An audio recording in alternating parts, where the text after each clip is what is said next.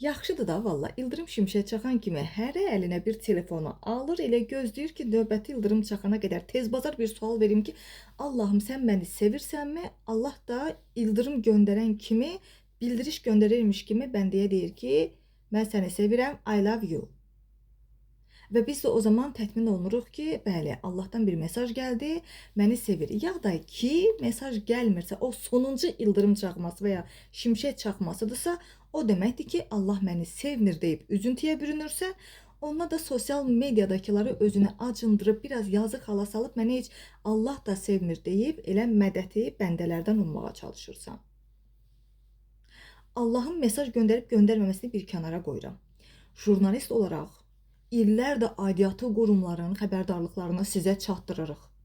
Deyirik ki, şimşək, ildırım təhlükəlidir. Elə olduğu zamanlarda çölə çıxmamaq lazımdır. Texniki avadanlıqlardan uzaq durmaq lazımdır. Çünki texniki avadanlıqları ildırım və şimşəyin sıradan çıxarda bilmə özəllikləri var. Yəni, tokdan çıxardırsan elə olduğu hallarda çox vaxt televizora, soyuducunu, yaxud da ki, işləyən digər bir hansısa bir isidici varsa, biz insanlara çölə çıxmamağı tövsiyə edirik.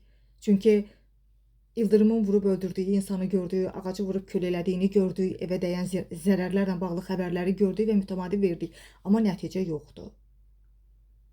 Yəni, Allahın şərtlərinə uymayıb, Allahın istəklərinə görə əməl eləməyib, telefonu əlimizə alıb ildırımdan gələn bildirişə görə Allahın bizi sevib sevmədiyini müəyyən edirik.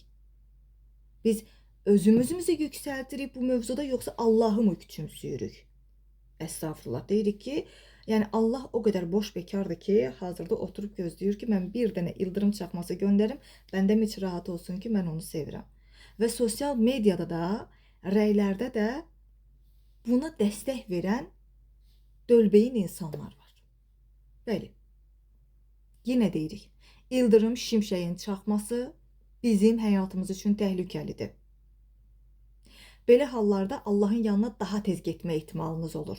İldırım çaxanda, şimşək çaxanda, nə qədər çöldə olub, texniki avadanlıqlar əlinizdə, ortalıqda şov göstərəcəksiniz, əmin olun ki, Allaha biraz daha gedişinizi tezləşdirəcəksiniz. Yəni siz özünüzə Əzraillıq eləyirsiniz.